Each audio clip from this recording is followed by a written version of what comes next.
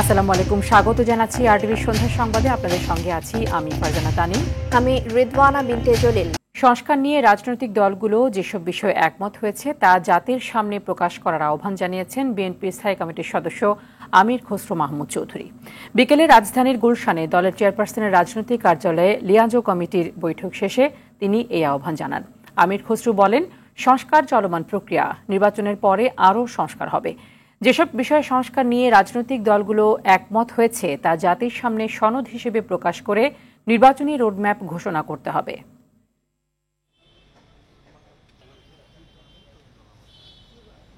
জাতিকে জানান কোথাও ঐক্যমত হয়েছে, জাতি জানুক, এবং ওই ঐক্যমতের ভিত্তিতে আমরা সনদ সই করে দিয়ে নির্বাচনের দিকে এগিয়ে যাই। আজকে যে প্রেক্ষাপট, এই প্রেক্ষাপটে নির্বাচনী রোডম্যাপ না দেওয়ার কারণে জনগণের মধ্যে যে সংশয় সৃষ্টি হচ্ছে, জনগণের মধ্যে যে প্রশ্নের উদ্রেক হচ্ছে, এটা গণতন্ত্রের, আগামী দিনের গণতন্ত্রের জন্য, নির্বাচনের প্রক্রিয়ার জন্য ভালো কিছু বয়ে আনবে না। জনসাধারণের ঐক্যবদ্ধ প্রচেষ্টায় ফ্যাসিবাদী শাসক পালাতে বাধ্য হয়েছে বলে মন্তব্য করেছেন জাতীয় ঐকমত্য কমিশনের সহসভাপতি অধ্যাপক আলী রিয়াজ। গণসংহতি আন্দোলনের নেতাদের সঙ্গে আয়োজিত বৈঠকের প্রারম্ভিক বক্তব্যে এসব কথা বলেন তিনি। বৈঠক শেষে গণসংহতি আন্দোলনের প্রধান সমন্বয়ক জোনায়েদ সাকি বলেন, সংবিধান সংস্কার করবে জনগণের নির্বাচিত সরকার। কায়েস রাহাতের রিপোর্ট। সংস্কার ইস্যুতে ঐক্যমত্যে পৌঁছাতে ধারাবাহিকভাবে রাজনৈতিক দলগুলোর সাথে বৈঠক করছে ঐক্যমত্য কমিশন। এরই অংশ হিসেবে সকালে জাতীয় সংসদের এলডি হলে গণসংহতি আন্দোলনের সাথে বৈঠকে বসে কমিশন। এ সময় কমিশনের সহসভাপতি আলী রিয়াজ বলেন, বাংলাদেশে দীর্ঘদিনের পুঞ্জীভূত সংকট মোকাবিলা করার চেষ্টা চলছে। ফ্যাসিবাদের বিরুদ্ধে জনসাধারণের ঐক্যবদ্ধ প্রচেষ্টাই আসলে ফ্যাসিবাদী শাসককে পলায়নে বাধ্য করেছে। এই ঐক্য বজায় রেখে এই ঐক্যের যে মূল চেতনা, সেটাকে ধারণ করে আমাদেরকে অগ্রসর হতে হবে। বৈঠক শেষে গণসংহতি আন্দোলনের প্রধান সমন্বয়ক জোনায়েদ সাকি বলেন, অংশীজনদের ঐক্যমত্যের বিষয়গুলোই জুলাই সনদ হিসেবে গৃহীত হবে, আর রাজনৈতিক দলগুলোর মধ্যে দ্বিমত থাকা বিষয়গুলো সমাধান করবে জনগণ। এই সংস্কার জনগণের ম্যান্ডেট নিয়ে হবে। সাকি বলেন, অন্তর্বর্তী সরকার নির্বাহী আদেশে শুধু প্রশাসনিক সংস্কারগুলোই সম্পন্ন করে যেতে পারবে, সংবিধান নয়। সংবিধান এবং সংবিধান সংশ্লিষ্ট বিষয় নির্বাচন ছাড়া সংস্কার সম্ভব নয়। তার বাইরে যত বিষয় আছে, প্রশাসনিক, অন্যান্য নির্বাচন আইন সংক্রান্ত, নির্বাচনী যে সমস্ত বিধিবিধান সংক্রান্ত এবং আইন শৃঙ্খলা বাহিনী সংক্রান্ত, দুর্নীতি দমন বিষয় ইত্যাদি সমস্ত প্রশ্নে বর্তমান অন্তর্বর্তী সরকারি নির্বাহী আদেশে সেগুলোকে বাস্তবায়ন করতে পারে। রাষ্ট্রের গণতান্ত্রিক কাঠামো ঠিক করতে জবাবদিহিতা ও ক্ষমতার ভারসাম্য প্রয়োজন বলেও মনে করে দলটি। জাতীয় ঐকমত্য কমিশনের সাথে কায়েস রাহাত, আরটিভি, ঢাকা। আগামী জাতীয় নির্বাচন স্বচ্ছ ও সুষ্ঠুভাবে সম্পন্ন করতে বাংলাদেশের পাশে থাকার আশ্বাস দিয়েছে ইউরোপীয় ইউনিয়ন। নির্বাচনে পর্যবেক্ষক ও বুথে সিসি ক্যামেরা লাগাতে জামায়াতে ইসলামীর সহযোগিতা চাইলে এই আশ্বাস দেয় ইইউ। ঢাকায় নিযুক্ত ইইউ রাষ্ট্রদূত মাইকেল মিলারের সঙ্গে জামায়াত আমির ডাক্তার শফিকুর রহমানের বৈঠক শেষে এ কথা জানান দলটির নায়েবে আমির ডাক্তার সৈয়দ আবদুল্লাহ মোহাম্মদ তাহের।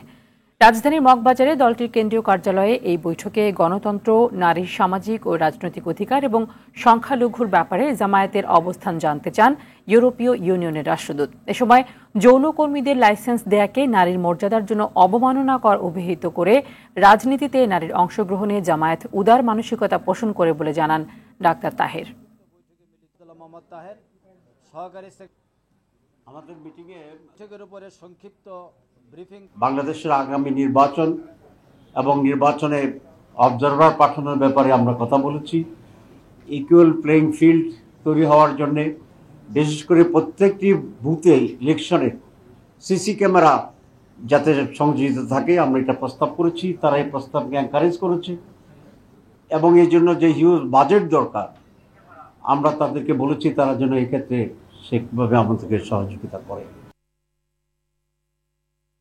আগামী জাতীয় সংসদ নির্বাচন সুষ্ঠু, নিরপেক্ষ এবং অন্তর্ভুক্তিমূলক দেখতে চায় অস্ট্রেলিয়া ভিত্তিক আন্তর্জাতিক নির্বাচন পর্যবেক্ষক সংস্থা international institute for democracy and electoral assistant IDEA। সকালে নির্বাচন ভবনে প্রধান নির্বাচন কমিশনার AMM নাসির উদ্দিন এর সঙ্গে সাক্ষাৎ শেষে IDEA এর এশিয়া প্যাসিফিক অঞ্চলের পরিচালক লিনা রিখিলা তমাং সাংবাদিকদের এই কথা বলেন। তিনি আরও জানান, সিইসির সঙ্গে সাক্ষাতে আগামী নির্বাচনের প্রস্তুতি নিয়ে আলোচনা হয়েছে। সংস্কার কাজের অগ্রগতি জানিয়েছেন প্রধান নির্বাচন কমিশনার। ভালো একটি নির্বাচনের মধ্য দিয়ে বাংলাদেশের গণতন্ত্র পুনঃপ্রতিষ্ঠা হবে বলে আশা প্রকাশ করেন তিনি। নিয়ে আলোচনা হয়েছে। তিনি সংস্কার কাজের অগ্রগতিও জানিয়েছেন। বর্তমান কমিশনের দায়িত্ব মানুষের প্রত্যাশা অনুযায়ী নির্বাচনের আয়োজন করা। এর মধ্যে দেশের গণতন্ত্র পুনঃপ্রতিষ্ঠা হবে। আমরা চাই একটি নিরপেক্ষ ভোট হোক।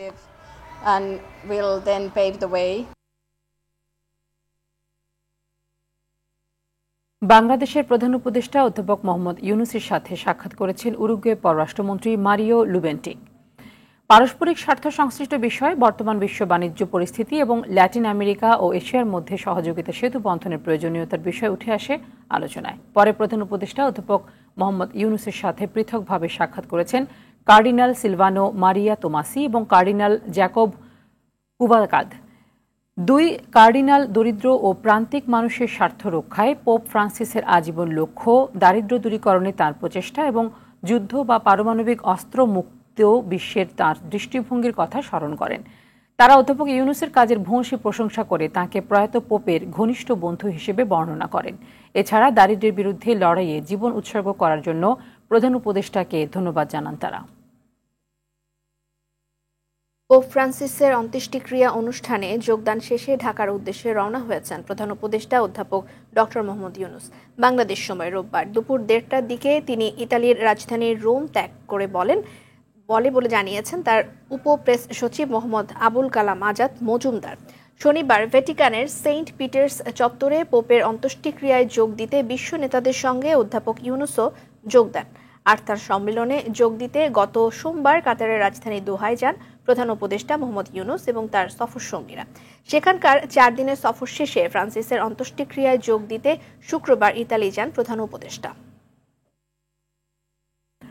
উপদেষ্টা আসিফ মাহমুদের সাবেক এপিএস মোয়াজ্জেম হোসেন এবং স্বাস্থ্য উপদেষ্টা নূরজাহান বেগমের সাবেক ব্যক্তিগত কর্মকর্তা তুহিন ফারাবীর অনিয়মের অভিযোগের অনুসন্ধান শুরু করেছে দুদক।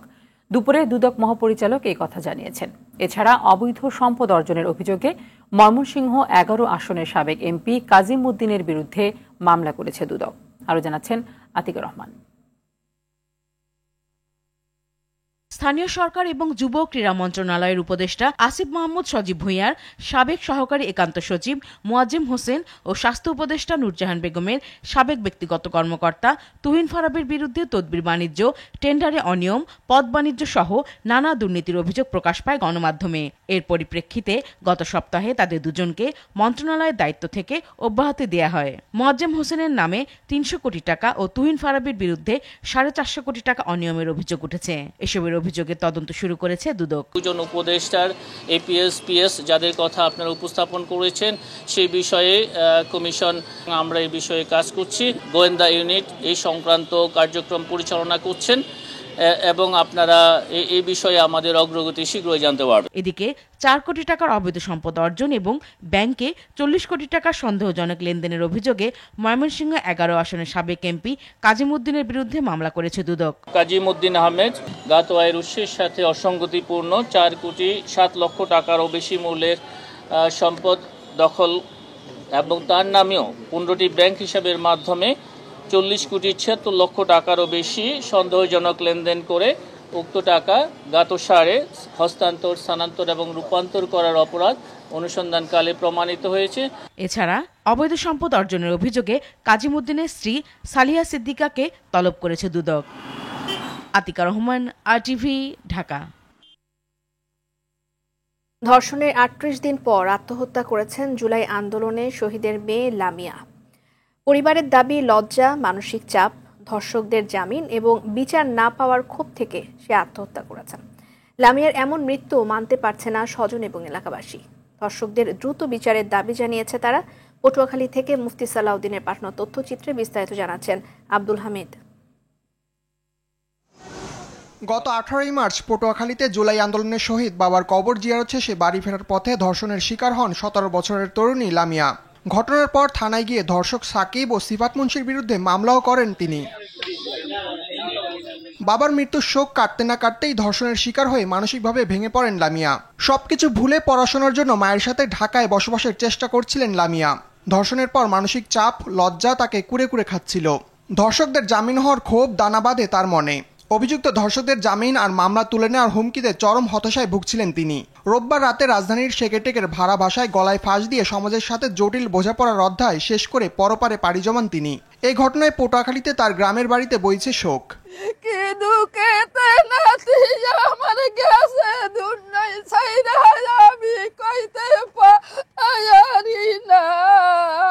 পরিবারের দাবি এসব কারণে আত্মহত্যার পথ বেছে নিতে বাধ্য হয়েছে লামিয়া। এখানে যারা দুষ্কৃতিকারী এদের পিছে ব্যাকগ্রাউন্ড খুব বড়, হ্যাঁ মানে অনেক বড়। এদের ব্যাকগ্রাউন্ড বা এদের রাগা বলের মতো বড়, কেন এদের সাথে আমরা পারার মতো যোগ্য নাই। জুলাই অভ্যুত্থানে শহীদ বাবার কবরের পাশেই দাফন করা হবে লামিয়াকে। অপরাধীদের দ্রুত শাস্তি নিশ্চিতের দাবি এলাকাবাসীর। আমার নাতি তো শেষই হয়ে গেছে, এই যতই অগৌ ছিল আমার নাতি আত্মহত্যা করে গেছে, আমি ফাঁসি চাই। বর্তমান সরকারের কাছে সুষ্ঠু তদন্ত করে আমরা সঠিক বিচার চাই এলাকাবাসীর পক্ষ থেকে। এই মামলার 2 আসামি সাকিব ও সিফাতকে গ্রেপ্তার করেছে দুমকি থানা পুলিশ। আব্দুল হামিদ, RTV। এই মুহূর্তে পটুয়াখালী থেকে সরাসরি যুক্ত হচ্ছেন সহকর্মী মুফতি সালাউদ্দিন। সালাউদ্দিন, লামিয়ার মরদেহ দাফনের প্রস্তুতি সম্পর্কে জানাবেন এবং জানাবেন যে ধর্ষকদের জামিন এবং লামিয়াদের পরিবারকে তারা যে হুমকি দিয়েছিল সে ব্যাপারে প্রশাসন কিছু বলেছে কিনা।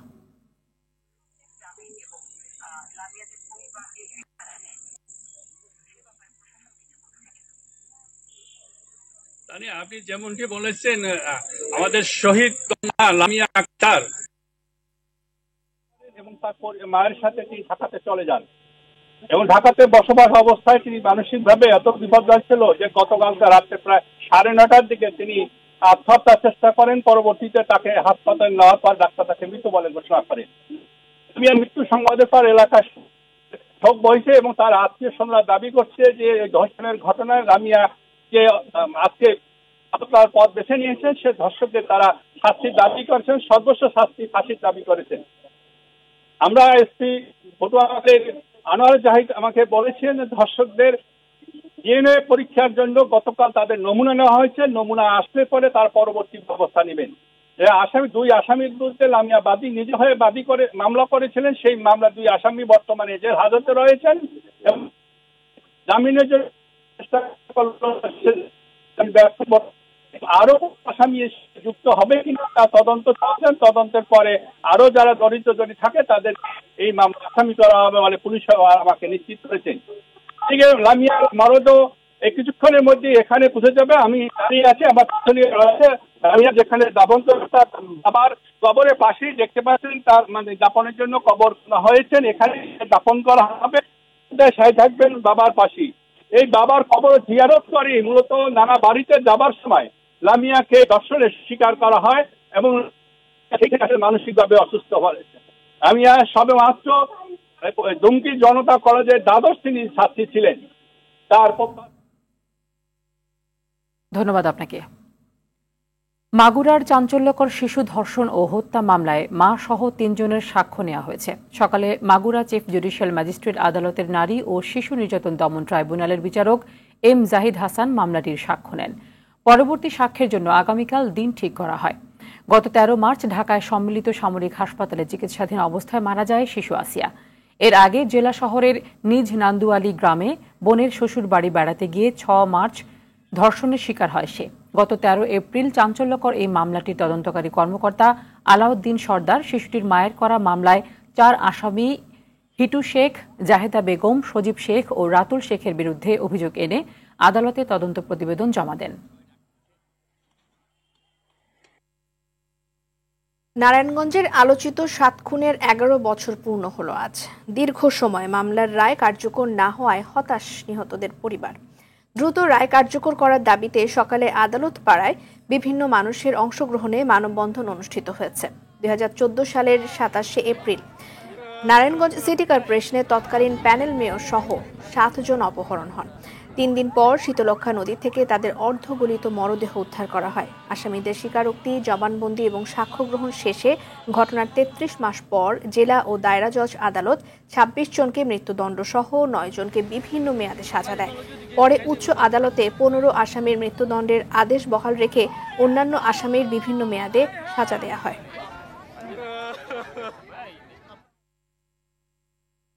আগামী জাতীয় সংসদ নির্বাচন সুষ্ঠু, নিরপেক্ষ ও অন্তর্ভুক্তিমূলক দেখতে চায় অস্ট্রেলিয়া ভিত্তিক আন্তর্জাতিক নির্বাচন পর্যবেক্ষক সংস্থা international institute for democracy and electoral assistant IDEA। সকালে নির্বাচন ভবনে প্রধান নির্বাচন কমিশনার AMM নাসির উদ্দিনের সঙ্গে সাক্ষাৎ শেষে IDEA এর এশিয়া প্যাসিফিক অঞ্চলের পরিচালক লিনা রিখিলা তমাং সাংবাদিকদের একথা বলেন। তিনি আরও জানান, সিইসির সঙ্গে সাক্ষাতে আগামী নির্বাচনের প্রস্তুতি নিয়ে আলোচনা হয়েছে। সংস্কার কাজের অগ্রগতি জানিয়েছেন প্রধান নির্বাচন কমিশনার। ভালো একটি নির্বাচনের মধ্য দিয়ে বাংলাদেশের গণতন্ত্র পুনঃপ্রতিষ্ঠা করা হবে বলে আশা প্রকাশ করেন তিনি। বাংলাদেশের বিচার বিভাগ এবং গণতন্ত্র ধ্বংসের মূল কারিগর সাবেক প্রধান বিচারপতি ABM খায়রুল হককে অদ্যাবধি গ্রেফতার বা বিচারের মুখোমুখি করা হয়নি, অথচ এটি বাংলাদেশের জনগণের গণদাবি বলে জানিয়েছেন বাংলাদেশ জাতীয়তাবাদী আইনজীবী ফোরামের সভাপতি জয়নুল আবেদিন।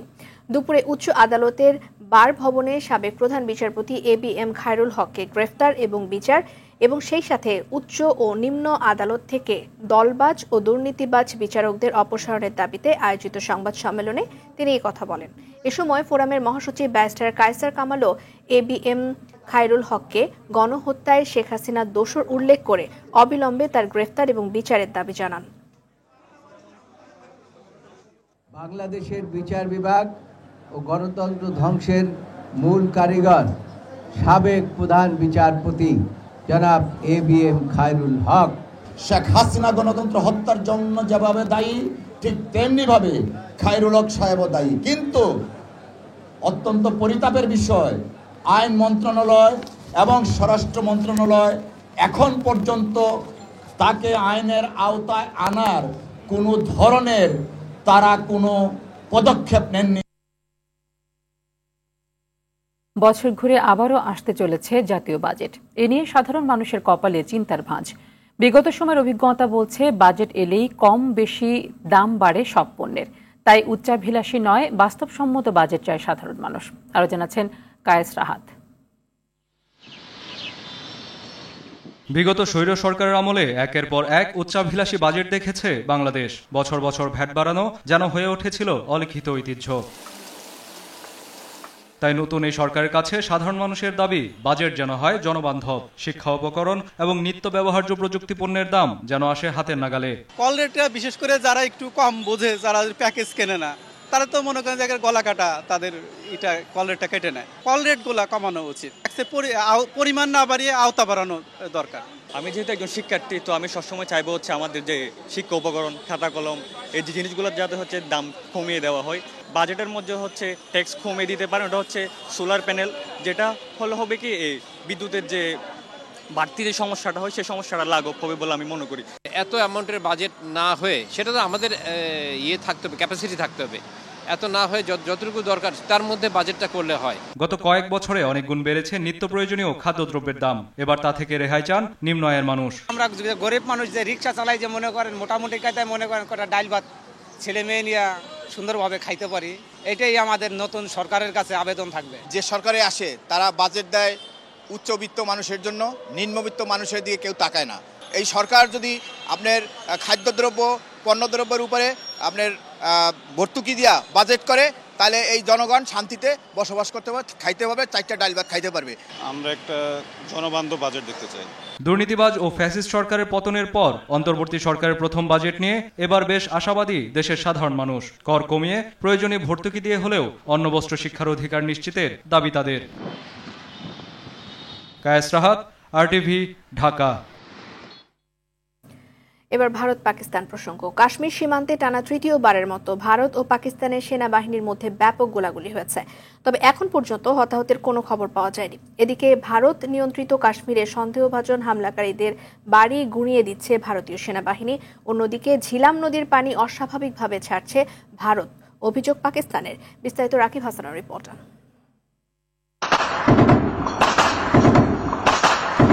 চরম উত্তেজনা ও যুদ্ধ পরিস্থিতির মধ্যে তৃতীয়বারের মতো সীমান্তে গোলাগুলি করেছে ভারত ও পাকিস্তানের সেনাবাহিনী, তবে এখন পর্যন্ত হতাহতের কোনো খবর পাওয়া যায়নি।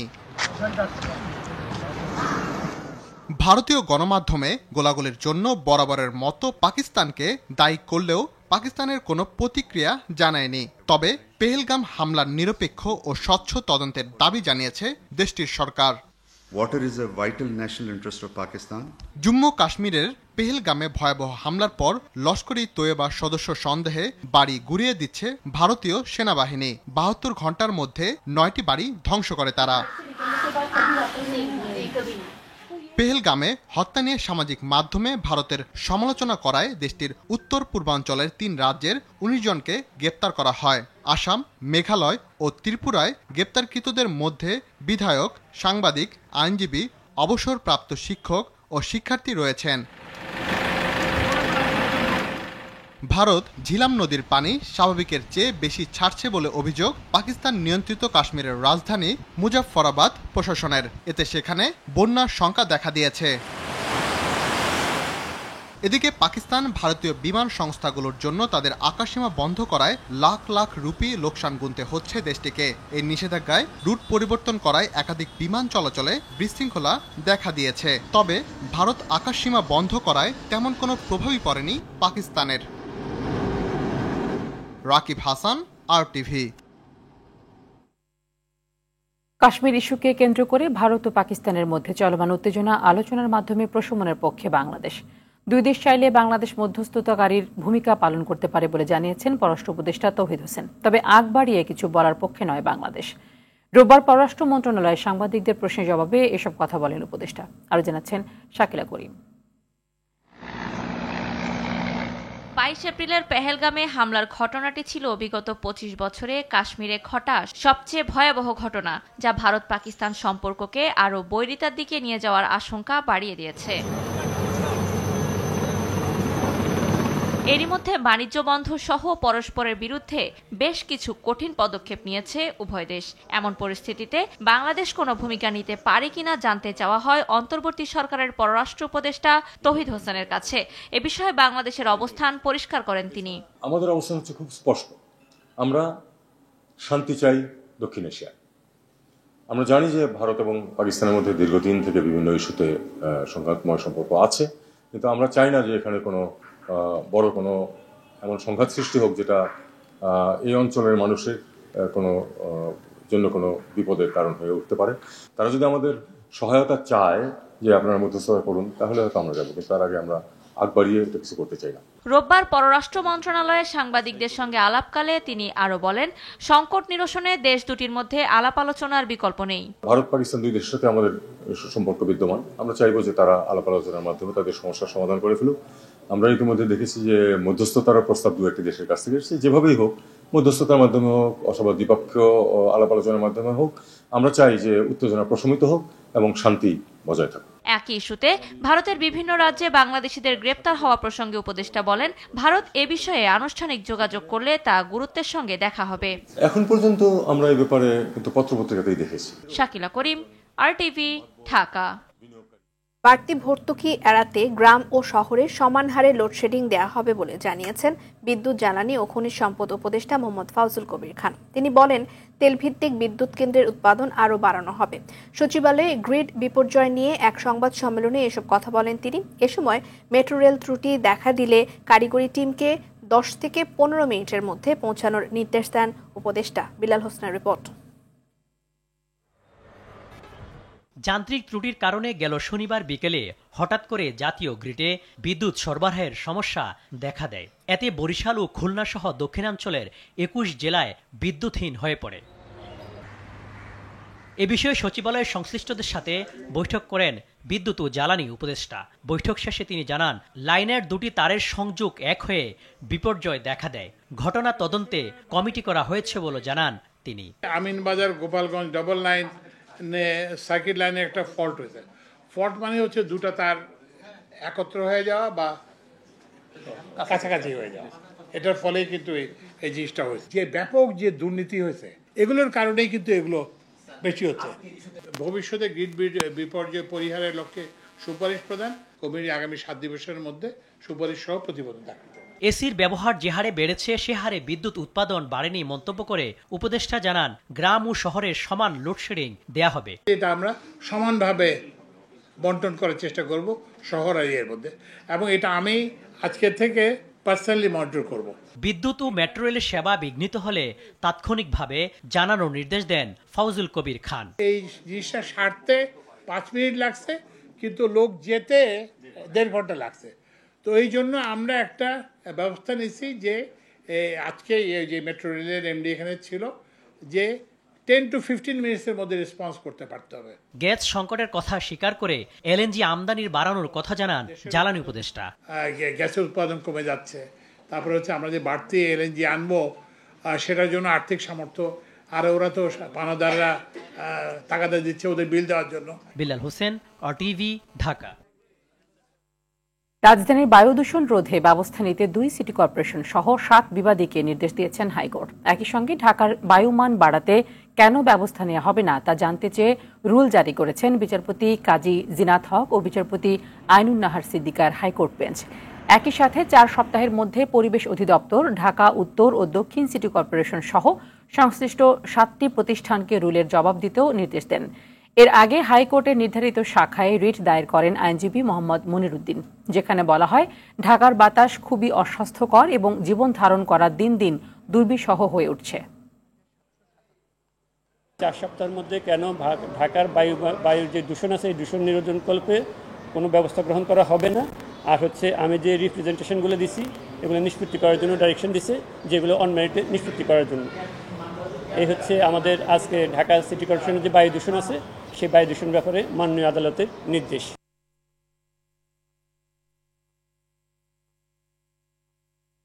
বাজারে এলো বহু প্রতীক্ষিত Hisense 100 inch Q7Q LED TV. রাজধানীর গুলশানে এটি উদ্বোধন করেন ফেয়ার গ্রুপের অঙ্গ প্রতিষ্ঠান ফেয়ার ইলেকট্রনিক্সের পরিচালক মুতাসিম দাইয়ান, হাইসেন্স ইন্টারন্যাশনালের এশিয়া প্যাসিফিক অঞ্চলের জেনারেল ম্যানেজার হেরি ওয়াং এবং বাংলাদেশে টিভি পণ্যের country sales manager Arthur Q.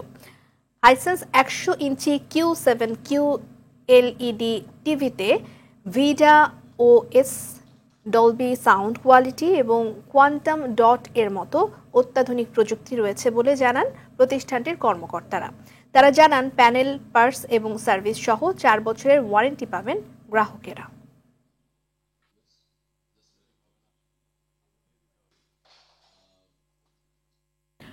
আন্তর্জাতিক নৃত্য দিবস উপলক্ষে MW ম্যাগাজিন বাংলাদেশ ও স্কয়ার টয়লেট্রিজ লিমিটেডের যৌথ উদ্যোগে অনুষ্ঠিত হল বেঙ্গল ইন মোশনের দ্বিতীয় আয়োজন।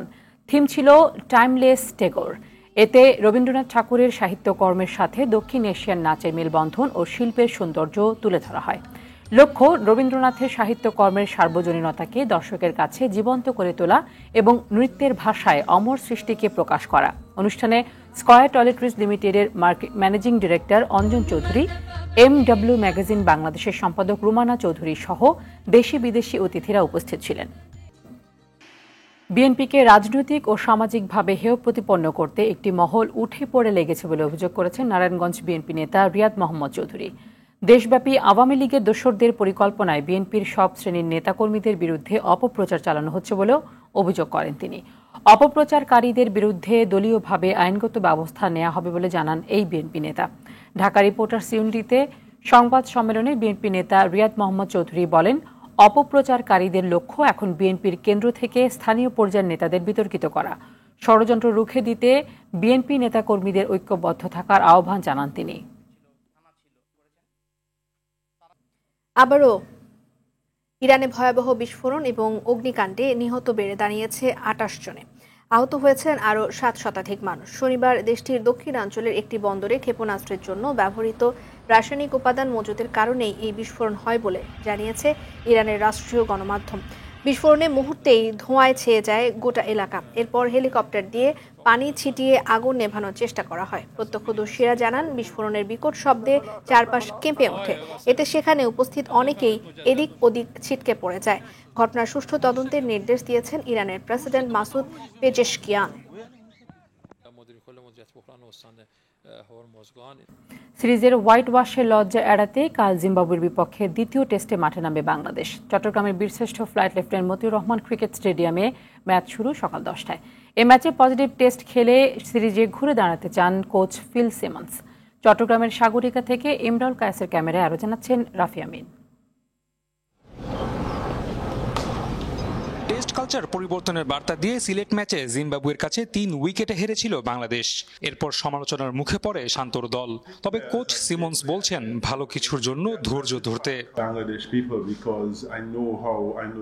বাংলাদেশের মানুষকে বলবো ধৈর্য ধরুন। আমি জানি এখানে খেলাটার প্রতি লোকেদের আবেগটা কেমন, তবে আমি আপনাদের ধৈর্য ধরতে অনুরোধ করব, কারণ আমরা ঠিক কাজটা করার চেষ্টা করছি যাতে ভালো খেলতে পারি। সিলেট টেস্টের মতো চট্টগ্রামেও নিজেদের ব্র্যান্ডের ইতিবাচক খেলাটা চালিয়ে যেতে চান টাইগার কোচ। ফলে প্রথম টেস্টের মতো একাদশে আবারও 5 বোলার রাখার ইঙ্গিত দিলেন তিনি। 4 বোলার নিয়ে নিয়মিত ম্যাচ জেতা কঠিন, তাই আমাদের টেমপ্লেট হতে হবে 5 জন বোলার নিয়ে মাঠে নামা। বোলিং কম্বিনেশন নিয়ে এখনো চূড়ান্ত কিছু বলা যাচ্ছে না। হতে পারে 3 পেসার ও 2 জন স্পিনার, আবার হতে পারে উল্টোটাও। এদিকে 10 ম্যাচ পর টেস্ট জিতে ইতিবাচক জিম্বাবুয়ে। আপাতত বাংলাদেশের বিপক্ষে 14 বছর পর সিরিজ নিশ্চিত করাই প্রধান লক্ষ্য দলটির। ম্যাচকে সামনে রেখে তাই সাগরিকায় ঘাম ঝরিয়েছেন মুজারাবানি উইলিয়ামসরা। আমরা যে প্রসেসের মধ্য দিয়ে যাচ্ছি সেভাবে আমরা সাফল্য পেয়েছি। এই ধারা অব্যাহত রাখার চেষ্টা করব। নতুন কন্ডিশন, তাই অবস্থা বুঝে স্কোয়াডে পরিবর্তন আনতেও পারি। দীর্ঘ 2.5 দশকের বেশি সময় টাইগার ভক্তরা কেবলই দিয়েছে ধৈর্যের পরীক্ষা। এবার সেটা আরেকটু লম্বা করতে বললেন কোচ ফিল সিমন্স।